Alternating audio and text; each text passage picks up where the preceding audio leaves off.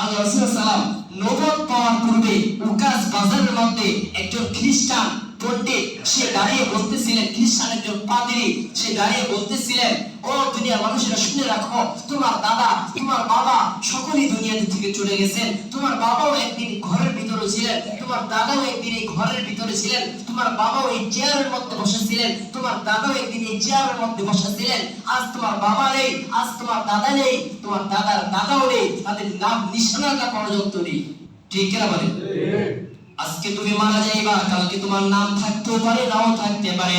মানুষ তোমার কয়েকদিন গুণগান গাইবে, কয়েকদিন গুণগান গাইবে, কয়েক মাস কয়েক বছর, এরপর তোমার নাম নিশানা পর্যন্ত সব কিছু মুছে যাবে।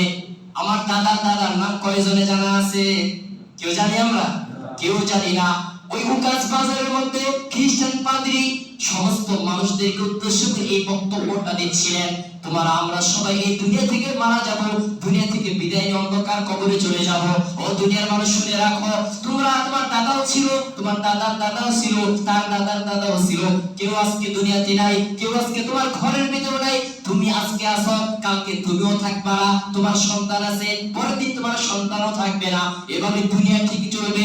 তোমার মৃত্যুর কারণে দিন আসা বন্ধ হবে না, তোমার মৃত্যুর কারণে রাত আসা বন্ধ হবে না, তোমার মৃত্যুর কারণে দুনিয়ার কার্যক্রম বন্ধ হয়ে যাবে না, তোমার মৃত্যুর কারণে সূর্য ওঠা বন্ধ হবে না, তোমার মৃত্যুর কারণে চন্দ্র ওঠা বন্ধ হয়ে যাবে না, তোমার মৃত্যুর কারণে তোমার ঘরের কার্যক্রম বন্ধ হবে না, তোমার মৃত্যুর কারণে ঘরের খাবার দাবার বন্ধ হবে না, তোমার মৃত্যুর কারণে তোমার ব্যবসা বন্ধ হবে না।